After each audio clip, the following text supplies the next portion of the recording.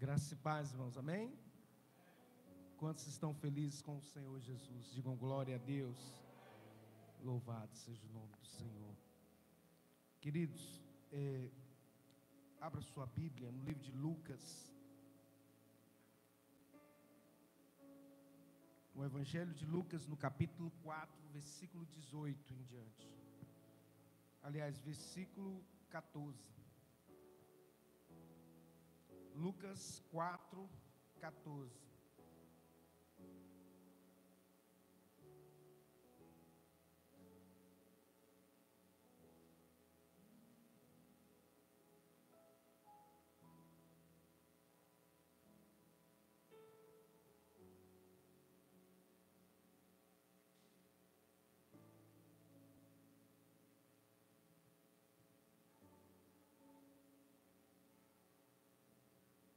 Quem achou diz amém.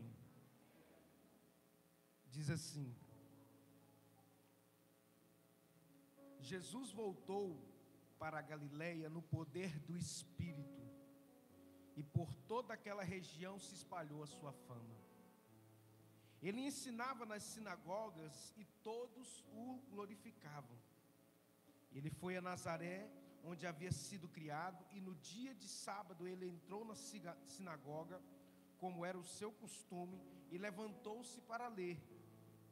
Foi-lhe entregue o pergaminho do profeta Isaías, e desenrolando, encontrou o lugar onde estava escrito: o Espírito do Senhor está sobre mim, pelo que ele me ungiu para levar boas novas aos pobres. Ele me enviou para proclamar liberdade aos presos e recuperação da vista aos cegos, para libertar os oprimidos e proclamar o ano do favor do Senhor. Então fechou o livro, devolveu ao assistente e sentou-se. Na sinagoga todos tinham os olhos fitos nele, e ele começou a dizer-lhes: hoje se cumpriu a escritura que vocês acabaram de ouvir. Todos falavam bem dele e estavam admirados das palavras de graça que saíam dos seus lábios. Contudo, eles perguntavam: não é este o filho de José?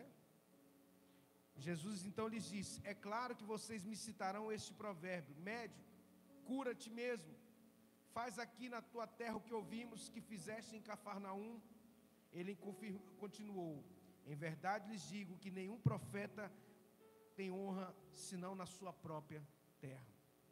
Asseguro a vocês que havia muitas viúvas em Israel no tempo de Elias, quando o céu foi fechado por 3 anos e meio, de maneira que houve uma grande fome em toda a terra.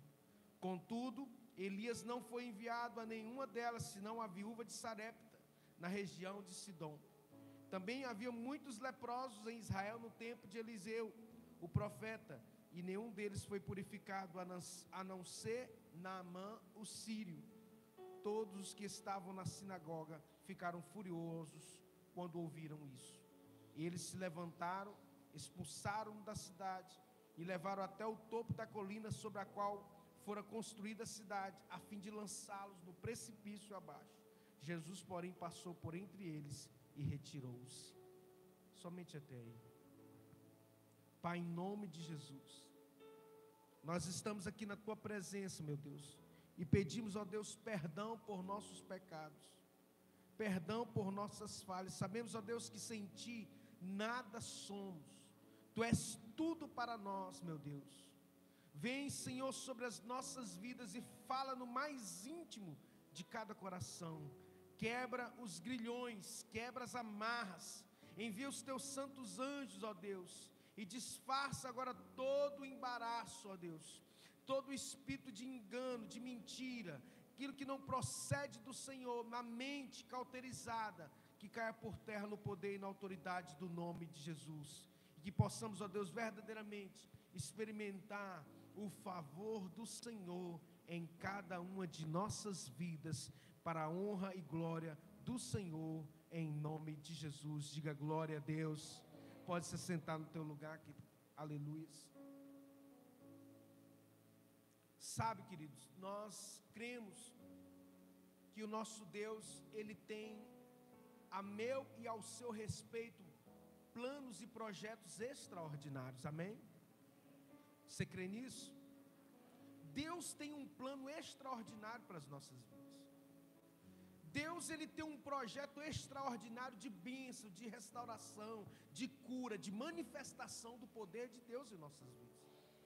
Mas para que isso se cumpra em nós e através de nós, é muito importante que você creia. Porque se você não tiver fé, se você não crer, isso não vai se cumprir na sua vida.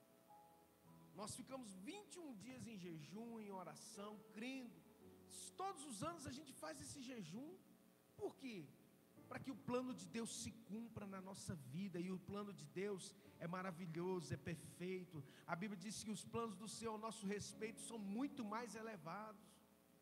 Assim como a terra se distancia do céu, assim são os nossos pensamentos em relação aos pensamentos de Deus. São infinitamente maiores os planos de Deus ao meu e ao seu respeito. E aqui o texto que nós acabamos de ler, que nos relata aquilo que Jesus experimentou ali, quando ele estava, olha só o que o texto diz: Jesus voltou para a Galileia no poder do Espírito. Deixa eu falar algo para você nessa noite. Se mova no Espírito de Deus, amém? Quantos estão me ouvindo aí? Digam glória a Deus. Se mova no Espírito. A Bíblia diz que Jesus voltou para a Galileia no poder do Espírito. Às vezes nós andamos de um lado para o outro sem saber a direção. Por quê? Porque nós não andamos no Espírito. Deus, ele não erra, amém? Deus não erra. As pessoas ficam batendo cabeça, se desesperando, andando de um lado para outro sem direção, porque não está andando no Espírito, está andando na ansiedade, está andando na confusão, na carnalidade. Por isso que tem confusão. Então nessa noite, em nome de Jesus, ande, busque o Espírito Santo. A Bíblia diz que Jesus voltou para a Galileia no poder do Espírito, e ele só andava no poder do Espírito. Deixa eu falar algo para você nessa noite. Ande no poder do Espírito Santo, que você vai ver coisas extraordinárias acontecer na sua vida, na sua casa, na sua família, nos teus negócios. Essa é a vontade de Deus, é que você ande no Espírito, não na carne. Quem anda no Espírito vai ver o mover de Deus. A Bíblia diz que por toda aquela região se espalhou a sua fama. Olha, querido, a nossa fama se espalha de um jeito ou de outro. Como que você é conhecido na sua rua, no seu trabalho, na sua casa?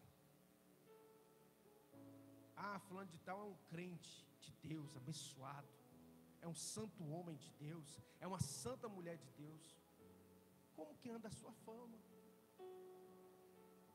Apesar de que as pessoas olham muito para a aparência, certo?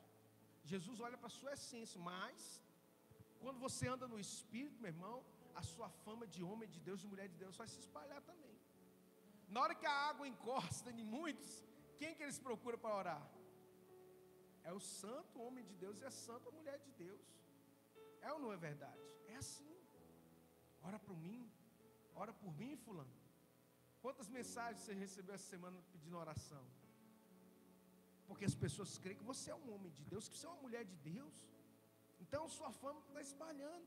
E a Bíblia diz que ele ensinava nas sinagogas e todos o glorificavam. Então, algumas coisas que nós precisamos entender. A gente precisa sempre ensinar a palavra de Deus, em tempo e fora de tempo. Eu louvo a Deus não para a minha glória, mas para a honra e glória do Senhor, que tem quase 30 anos que eu ensino a palavra de Deus, né? Desde quando eu me converti, eu comecei a estudar a palavra de Deus. Para quê? Para poder ensinar a igreja. Minha assistente de palco aqui.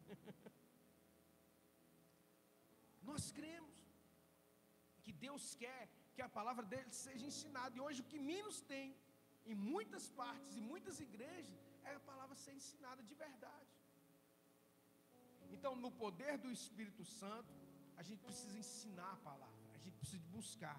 Mas como a gente ensina se a gente nem estuda, se a gente nem busca? Olha só, E ele foi para onde? Para Nazaré. Onde que era Nazaré? Jesus não era considerado Jesus de... Era a terra dele. Era o lugar onde que ele nasceu. É por isso que as pessoas perguntavam assim e diziam entre si: mas não é esse José? O filho de José? O carpinteiro? Como que ele ensina essas coisas? As pessoas duvidavam daquilo que ele falava, por quê? Porque ele tinha crescido no meio deles, e Jesus então fala para eles o seguinte: olha, o profeta tem honra em todo lugar, menos na terra onde que ele nasceu, menos no lugar onde ele cresceu. E a gente precisa mudar isso. Por quê? Porque a palavra de Deus, ela é viva e eficaz, mas Jesus não pôde operar milagres lá em Nazaré, porque as pessoas eram incrédulas. Não só eram incrédulas, mas que a Bíblia diz que eles se reuniram para matar Jesus. Porque mesmo quando alguns não acreditam no seu ministério, ou não acreditam em você, naquilo que você prega, eles ainda vão querer matar o seu ministério. Por quê? Porque eles não acreditam naquilo que muitas vezes nós estamos ensinando, naquilo que nós estamos pregando. Olha só. E ele foi a Nazaré, onde havia sido criado, e no dia de sábado ele entrou na sinagoga, como era o seu costume. Qual que era o costume de Jesus? De ir na igreja. Sinagoga é igreja. Qual que era o costume de Jesus? Ir à igreja, e muitos não vão. Como era o seu costume. Aí, ó, ele foi a Nazaré, onde havia sido criado, e no dia de sábado, que era o domingo deles, vamos dizer assim, ele entrou na sinagoga, porque era o seu costume. Costume de um crente.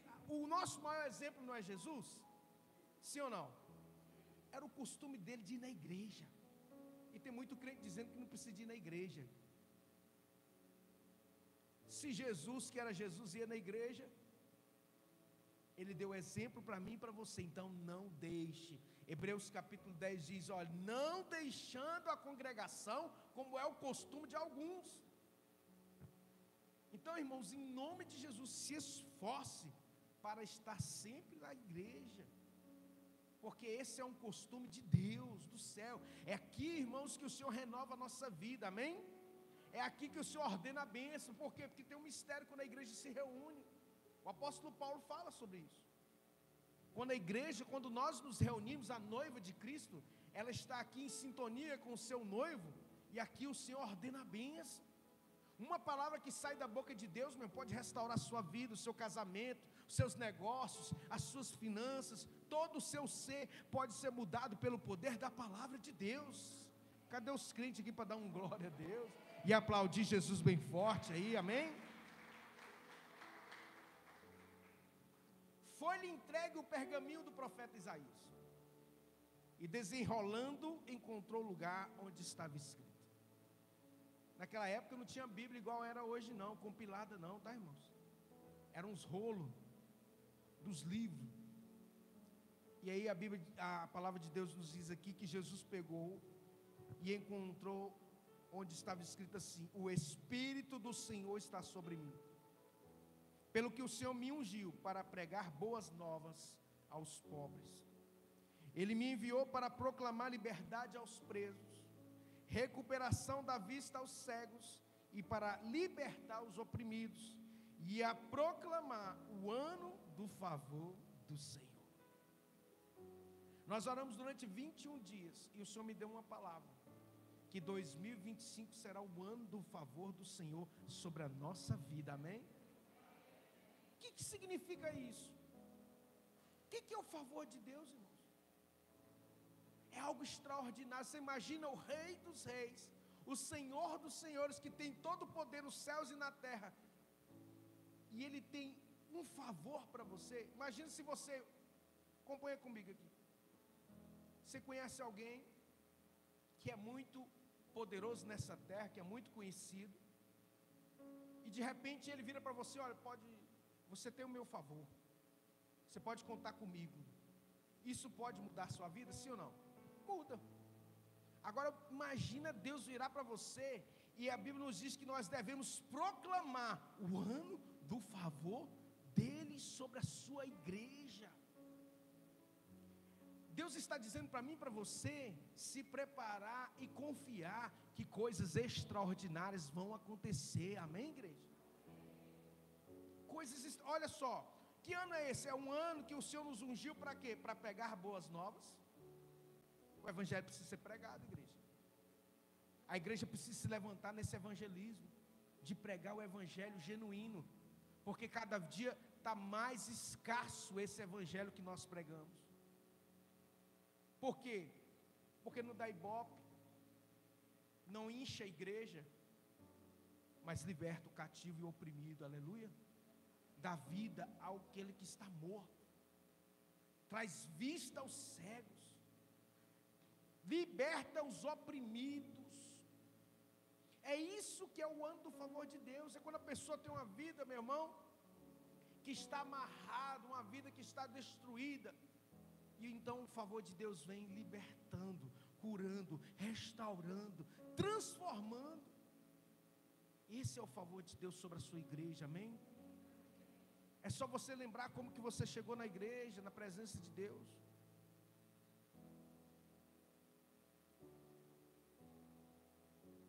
Quando você começou a frequentar, como que era a sua vida. Se verdadeiramente você colocou em prática, a sua vida tem sido transformada dia após dia. É ou não é verdade? Você pode dar um glória a Deus então? O ano do favor de Deus é o ano da restauração, meu querido. É o ano da santificação. Porque não adianta, meu irmão, você ganhar o mundo inteiro e perder a sua alma. É ou não é? O que adianta você conquistar o melhor emprego, você ter os melhores negócios, ficar famoso, ser rico, e no final das contas, você perder tudo e ir para o inferno? Não adianta. Santidade,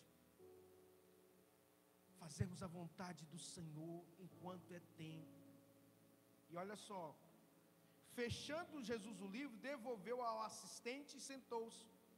E na sinagoga, todos tinham os olhos fitos nele. E ele começou a dizer: hoje se cumpriu a escritura que vocês acabaram de ler. Até saiu aqui. Hoje se cumpriu a escritura que vocês acabaram de ouvir. Todos falavam bem dele e estavam admirados das palavras de graça que saíam dos seus lábios. Contudo, olha o que o texto diz, é muito interessante. Todos falavam bem e estavam admirados. No entanto, entretanto, contudo, disseram: não é este o filho de José? Quem é esse que prega essas coisas? Em outras palavras, ele não tem nome. Ele é um Zé Ninguém. Ele não é sacerdote, ele não é filho de sacerdote, ele não é profeta, nem filho de profeta, porque lá em Israel tinha que ter a linhagem. Ele tinha que ser da linhagem. Ele tinha que estar lá, ele tinha que ter a religião ao seu favor, e Deus então veio quebrar isso. Então, querido, não é por aparência, não é por nome, é pela unção, amém? A Bíblia diz que o jugo é despedaçado pela unção.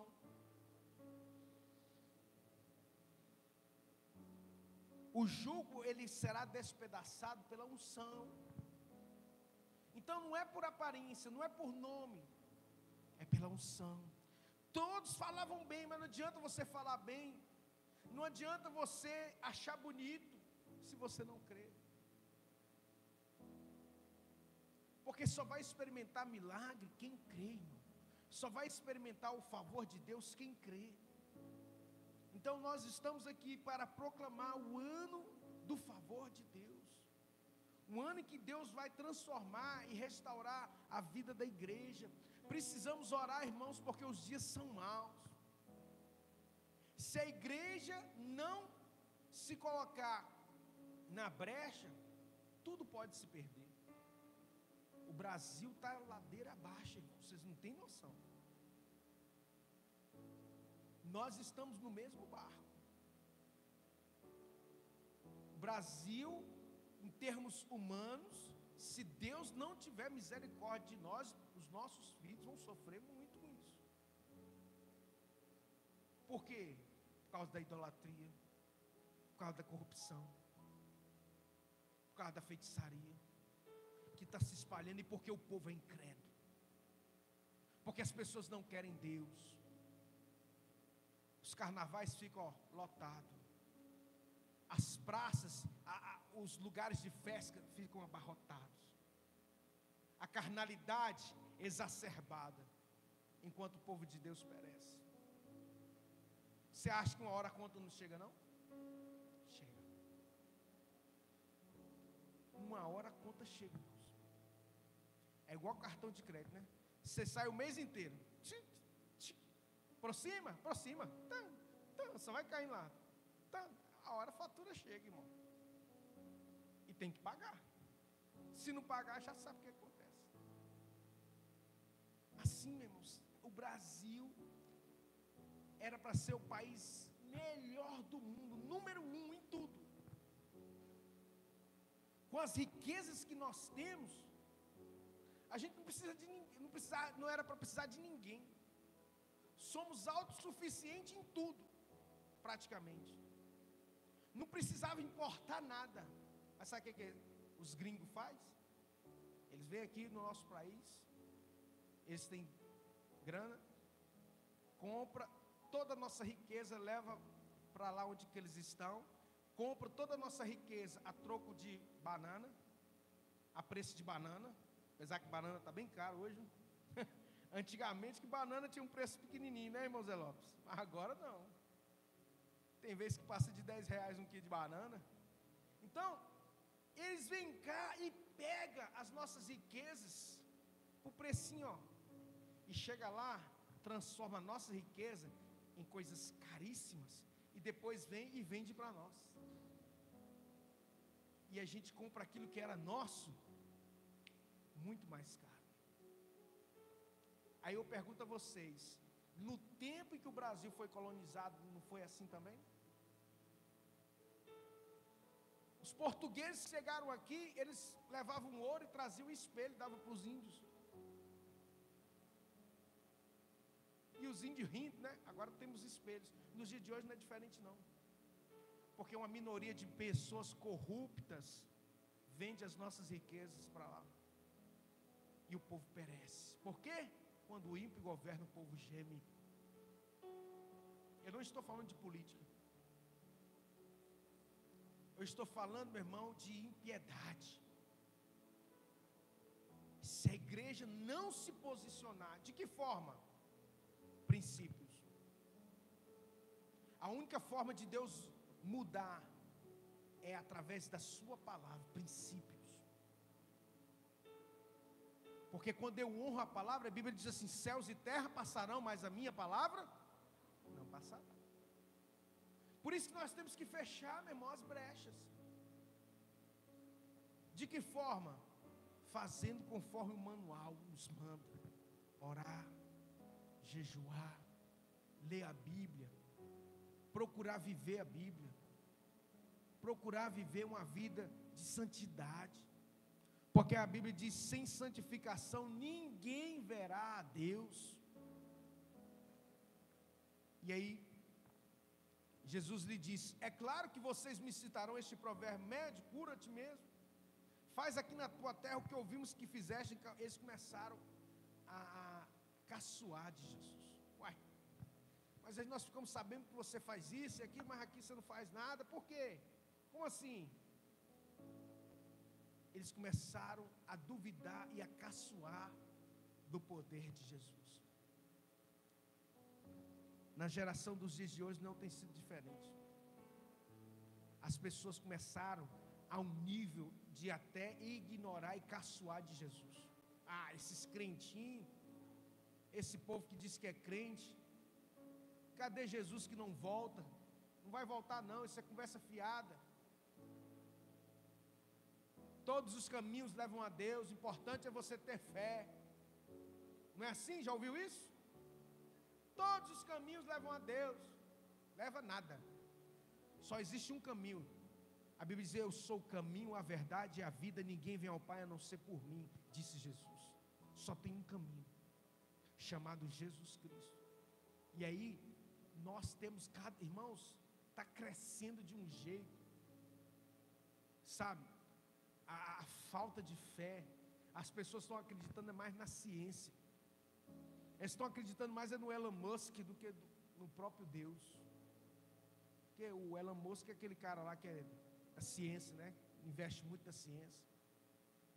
Mas por que eu estou falando isso? Porque nós estamos entrando numa era que, se o Senhor não tiver misericórdia, meus irmãos, até os escolhidos, isso é a Bíblia, ficariam para trás. São os últimos dias que antecedem a vinda do Senhor. Então nós precisamos perseverar. Perseverança é a palavra que Deus está dando para nós.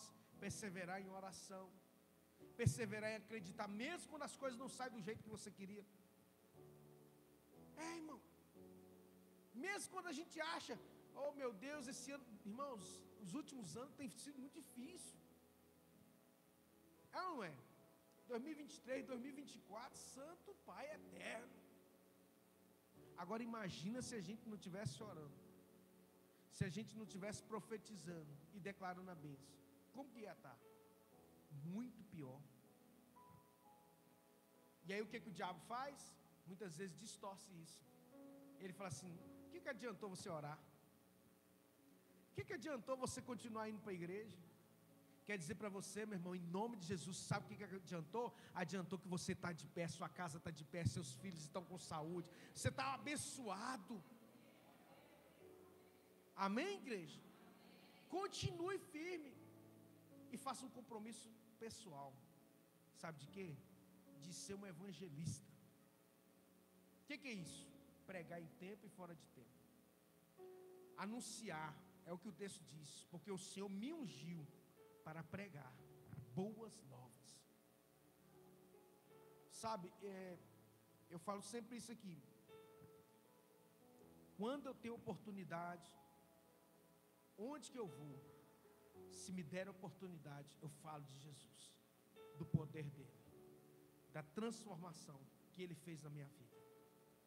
Haja o que houver, irmãos, nós não podemos deixar de pregar, porque isso vai trazer para você riquezas eternas. É aquilo que o Senhor nos dá o alerta sempre nas parábolas bíblicas, que fala sobre a parábola das minas, a parábola dos talentos, que nós não podemos, de forma alguma, deixar isso passar. Porque se o Senhor não tiver misericórdia dessa geração, muita gente vai se perder. Não é poucas pessoas que vão se perder, são muitos. Muitos que muitas vezes não estão dando crédito, como aquela geração não deu crédito para Jesus. Eles disseram: em verdade lhes digo que nenhum profeta é aceito na sua própria terra.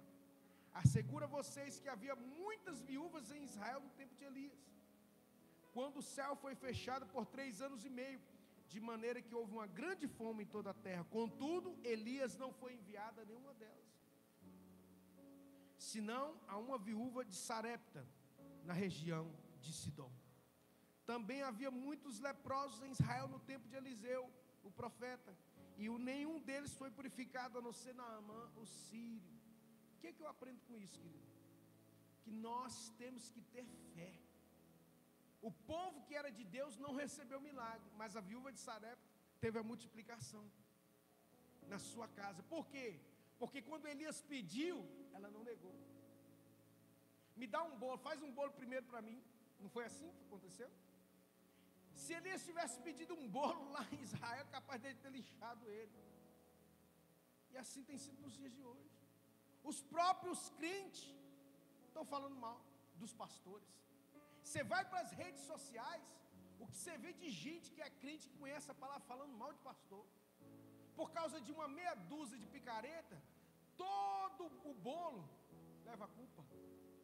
É ou não é? Muitos crentes vão dar conta da língua que tem falado mal de homens de Deus, tem falado e anunciado coisas terríveis. Sabe, irmãos, eu não tinha preparado nada disso aqui, mas olha, não dê lugar, pode ser quem for. Não se ajunte com os escarnecedores para falar mal de homem de Deus, de mulher de Deus. Deixa Deus tratar. Se ele tem culpa no cartório, deixa Deus tratar com ele. Porque senão você vai pagar o preço também. O que tem de escândalo nos dias de hoje, irmãos, ai daquele por quem vem um escândalo, disse Jesus. Antes fora que ele amarrasse uma pedra no pescoço, disse Jesus, se lançasse no mar, do que ele escandalizasse o nome do Senhor e um dos pequeninos caísse por causa do escândalo. Jesus está dizendo que era a melhor pessoa se matar do que se escandalizar o próximo. Jesus disse isso. O que é pegar uma pedra e se lançar no mar? É o quê? Daí a gravidade do problema. Não estou mandando ninguém fazer isso, está amarrado, irmão. Compreende? O diabo é sujo, está repreendido em nome de Jesus. Ele está falando da gravidade que é o problema do escândalo. Então Jesus dizendo aquilo ali para aquelas pessoas, olha só, todos, quantos? Versículo 28, todos, não alguns.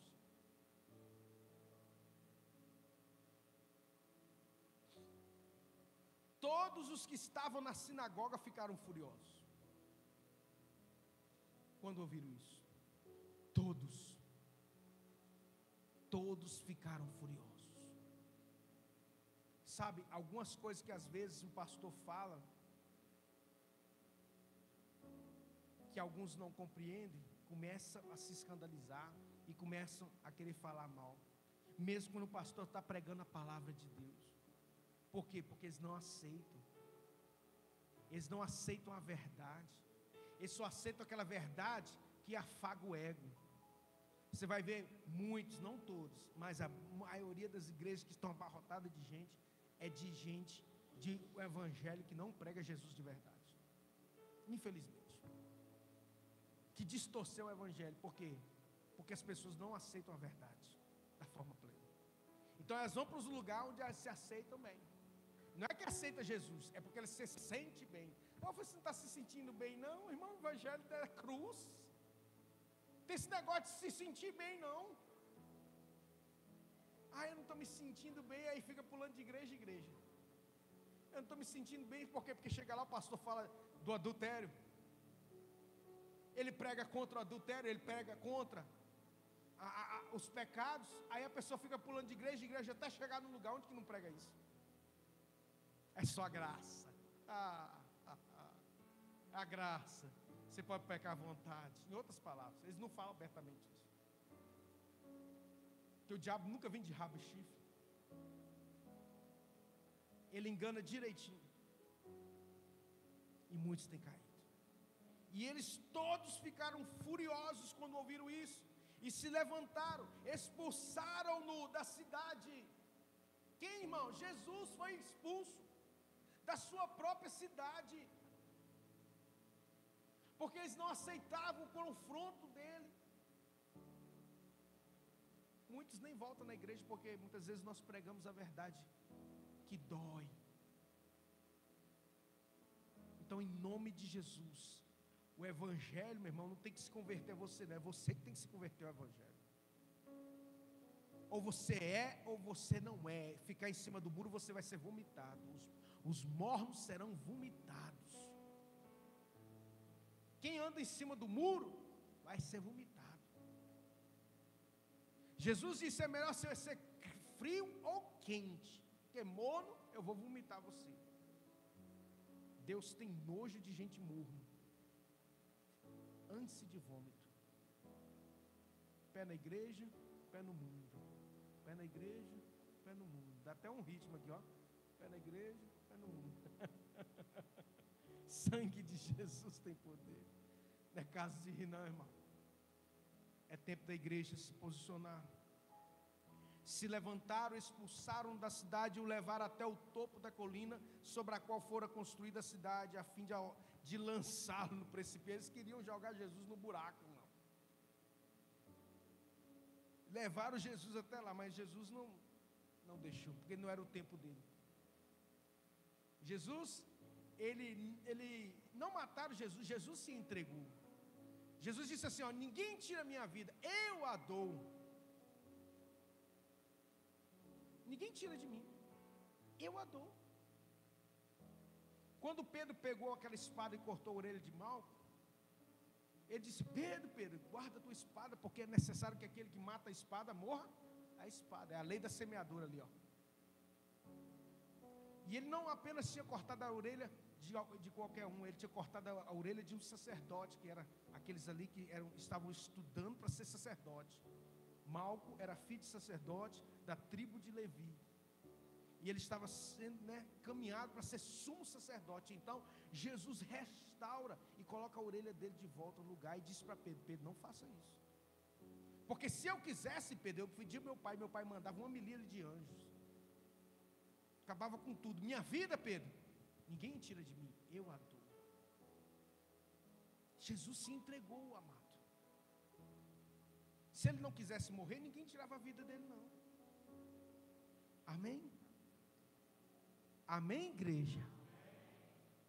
O ano do favor de Deus é o ano da restauração em todas as áreas da nossa vida, mas acima de tudo, a restauração espiritual, a vida espiritual do crente. Fique de pé, vamos orar. Eu sei que está muito quente, irmão, muito, mas você já está acostumado, Patinga é quente já, então não é desculpa para você não vir na igreja, né? Se você tiver fé, ore para Deus usar recursos, a gente põe ar-condicionado, e fica todo mundo geladinho. Está entendendo como é que é? É assim, coisa fácil de resolver, só não resolve, irmão, quando Deus não quer. Mas enquanto não tem, venha, participe. Ah, pastor, não fui porque estava chovendo, irmão. Você é feito de açúcar?